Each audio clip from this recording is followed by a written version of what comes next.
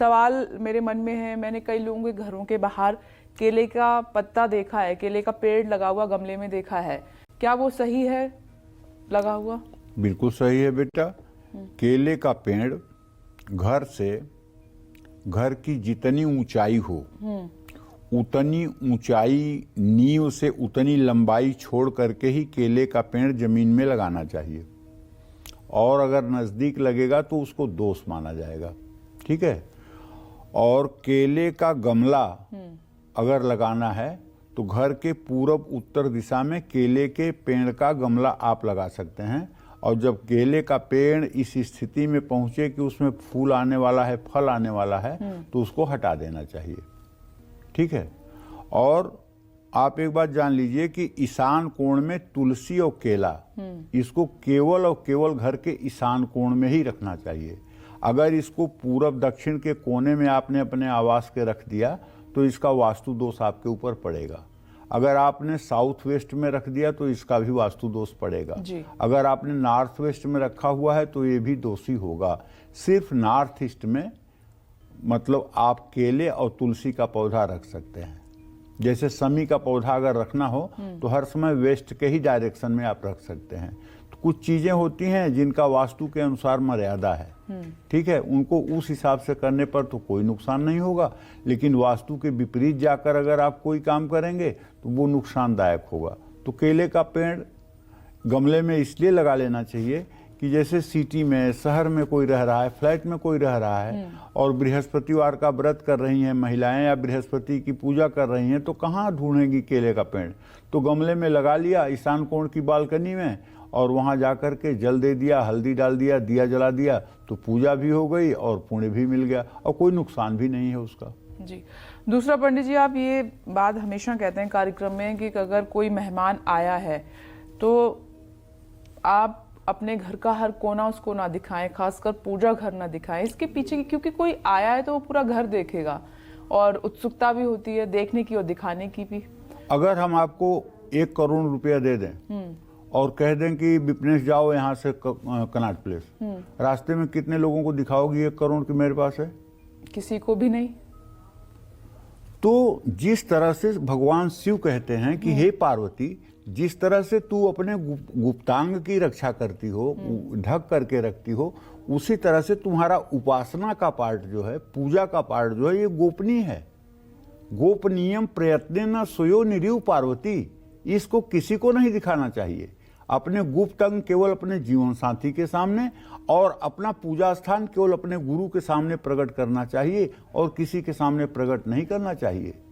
अगर आप पूजा स्थान को प्रकट करते हैं तो पहली बात तो रायचंद्र लोग आपको राय दे देंगे, अरे आपने घंटी रखा है, अरे आपने तो शिवलिंग रख लिया है, अरे आपने तो शंख रख लिया है, अरे आपने तो ये कर लिया। मतलब ना किसी विषय में पीएचडी है उनकी, ना धर्म शास्त्रों का ज्ञान है, बस कुछ बोलना है तो बोल देंगे। ठीक है। और आप वाहवाही के लिए तो बहुत सी ऐसी चीजें हैं, शरीर के भी ऐसे ऐसे अंग हैं जिनसे वाहवाही मिल सकती है, आप उनका प्रदर्शन क्यों करोगे? उसी तरह से हमारा पूजा जो है ये हमारा निजी मामला है।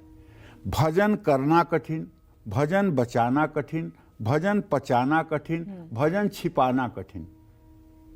इसका मतलब समझती हो? जैसे कोई पूजा पाठ कर रहा है, ठीक है, और 10 लोग आए, उसको प्रणाम किए, पैर छुए और सबको कह रहा है सुखी रहो सुखी रहो सुखी रहो।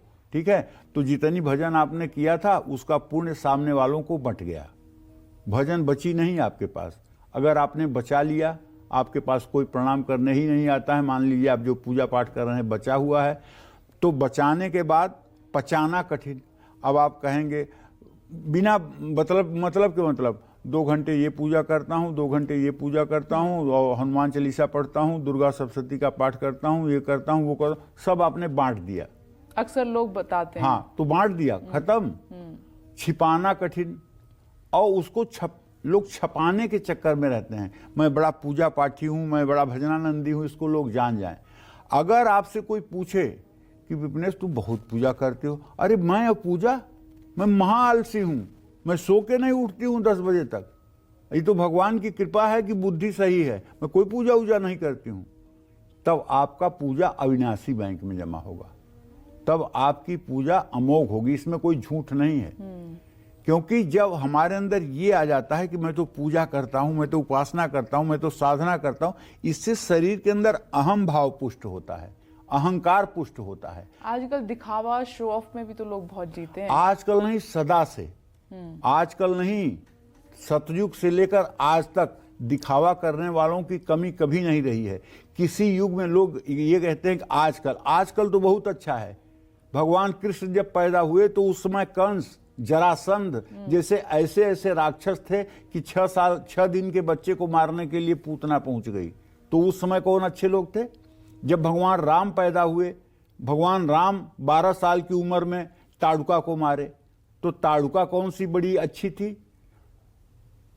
मारीच को बाण से मारे, वो जाकर के गिरा समुद्र पार, उस समय कौन सी अच्छी स्थिति थी? हर युग में अच्छे बुरे लोग रहे हैं। ये तो कलिकाल इतना अच्छा है, कलिकाल इतना अच्छा है कि केवल राम नाम ते तरह भव बिनु प्रयास।